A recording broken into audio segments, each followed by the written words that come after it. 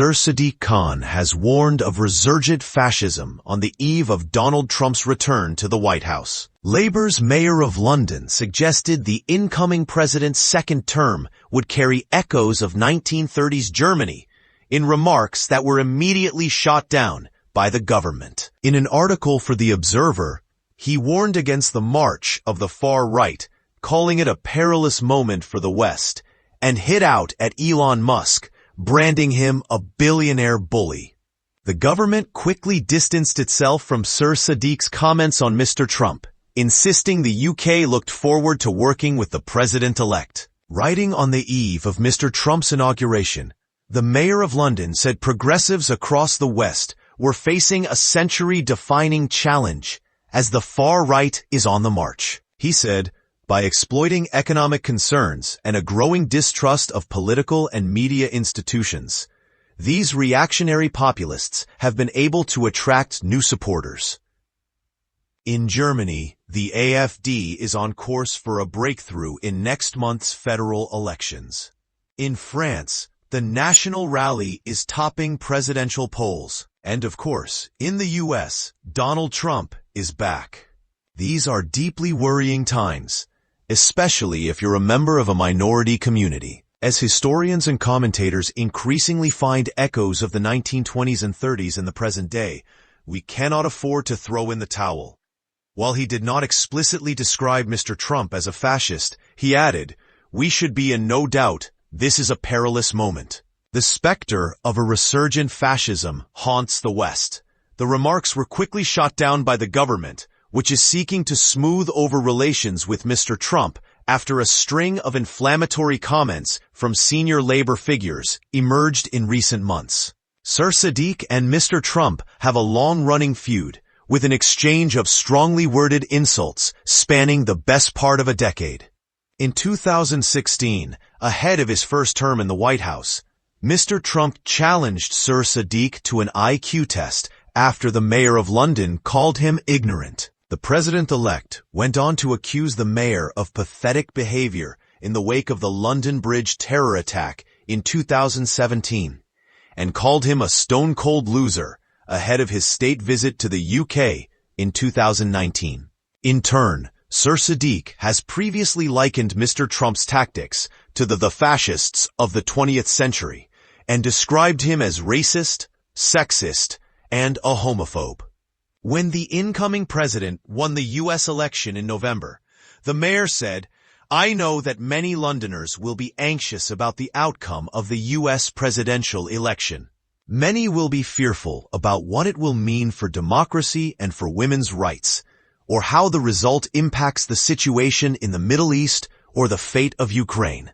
Others will be worried about the future of NATO or tackling the climate crisis. London is, and will always be, for everyone. We will always be pro-women, pro-diversity, pro-climate, and pro-human rights."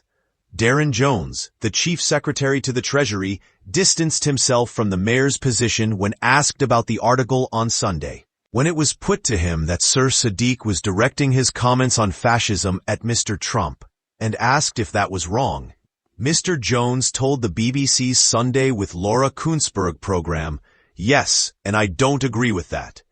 He said Sir Sadiq was allowed to make his case, but added, "I speak on behalf of the government, and we don't agree with it." President-elect Trump has an important mandate of the United States, and we look forward to working with him in the interests of both of our economies.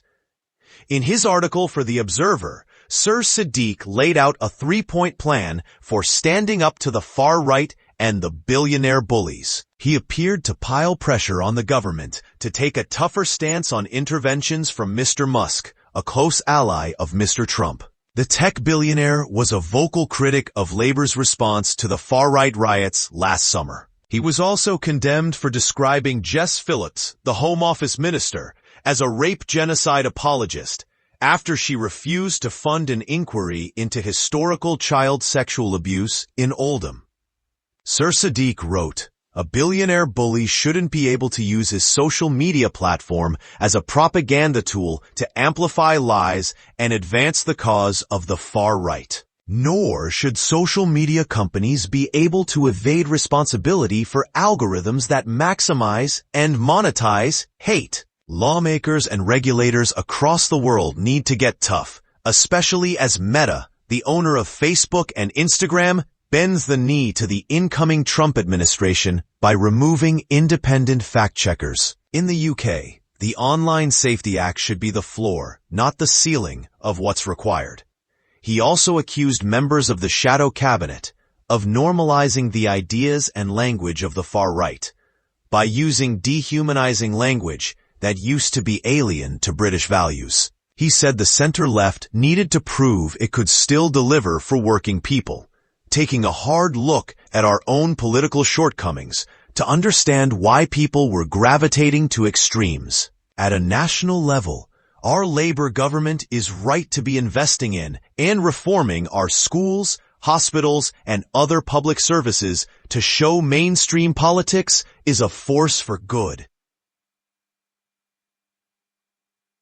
And in London, we'll continue to stand tall as a beacon of inclusion, he said. But there is more we can and must do to inoculate our societies against the virus of far-right populism. History shows us the time to act is now.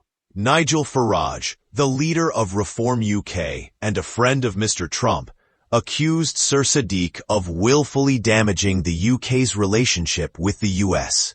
He told The Telegraph, "Khan is not only a dreadful mayor, but he is willfully damaging our relationship with our most important ally on the evening of inauguration. He is a disgrace to our country." Dame Priti Patel, the shadow foreign secretary, also rebuked Sir Sadiq over his disparaging comments about the incoming president. The former Home Secretary, who is in the US for Mr. Trump's inauguration, told Sunday Morning with Trevor Phillips on Sky News, "I'd urge Keir Starmer's government to step up to the plate right now.